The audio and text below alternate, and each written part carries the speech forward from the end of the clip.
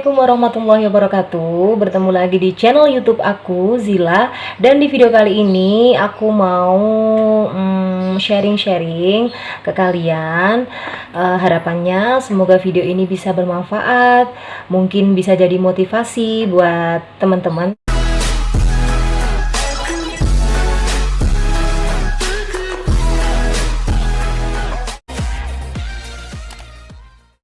Jadi di video kali ini aku mau cerita tentang pengalaman diri aku sendiri.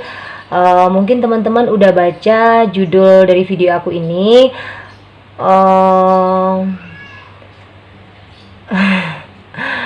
Bingung mau mulai dari mana dulu?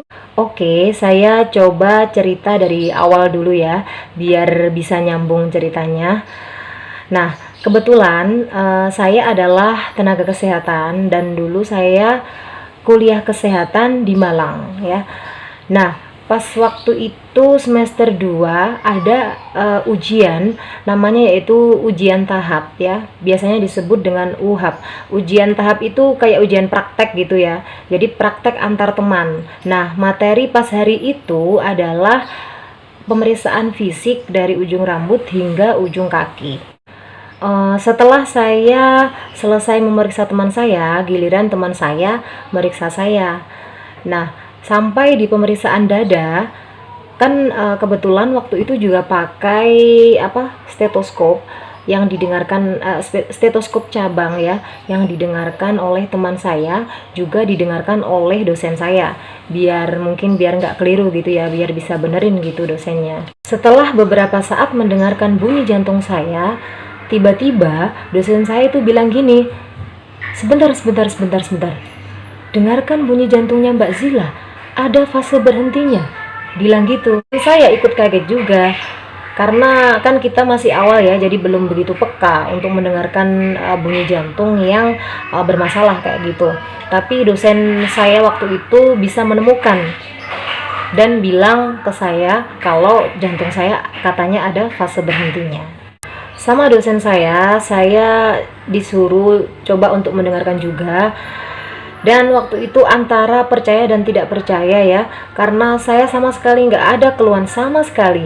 Bahkan kalau saya buat lari, saya buat capek-capek ya, itu nggak ada keluhan sama sekali ya. Mungkin capek biasa aja, nggak ada yang namanya kayak dada terasa panas, nyeri, atau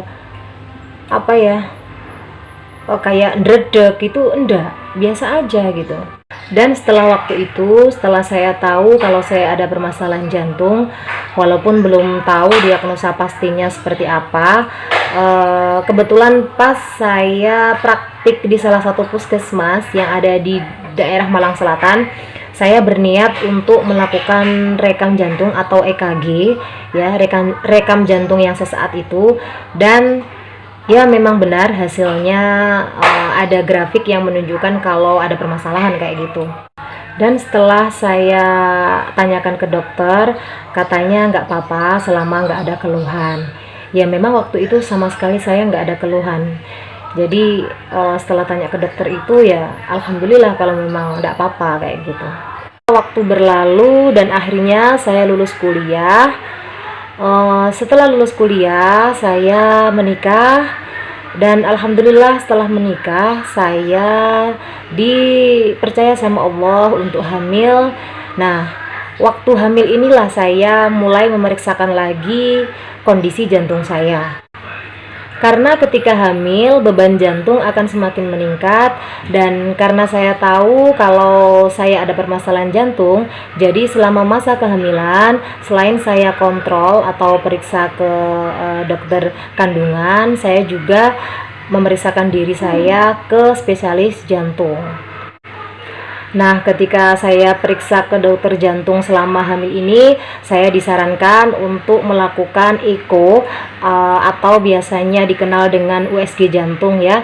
Nah, setelah echo ini nanti kita baru tahu atau baru diagnosa itu akan muncul. Sebenarnya saya ini atau jantung saya ini kenapa kayak gitu ya. Dan saat itu saya echo atau USG jantung di Rumah Sakit Saiful Anwar Malang. atau biasa dikenal dengan RSSA ya.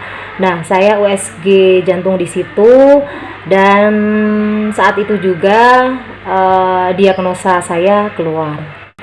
Dan saya didiagnosa MV prolaps mild atau ada kelainan jantung bawaan dari lahir.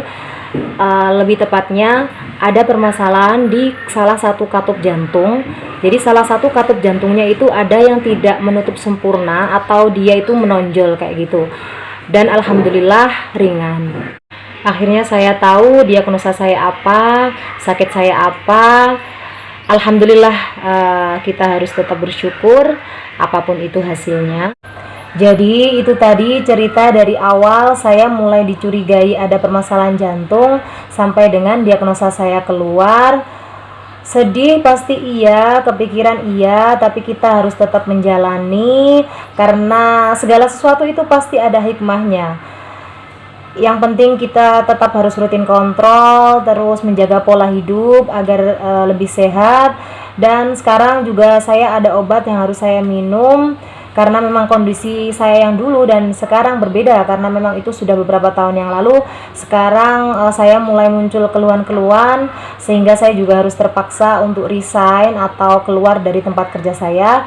Karena sebelumnya saya kerja di rumah sakit. Nah, sedangkan di rumah sakit itu butuh aktivitas fisik yang tinggi sehingga saya kecapean kayak gitu. Sehingga saya terpaksa harus keluar dari pekerjaan saya.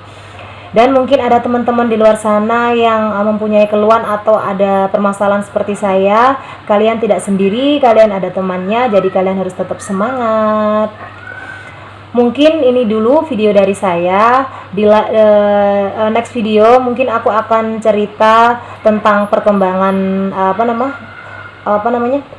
kondisi aku sekarang. Terus aku juga mau cerita pengalaman aku selama proses kehamilan dan proses persalinan ibu hamil dengan indikasi jantung seperti saya. Harapannya bisa menjadi motivasi buat kalian.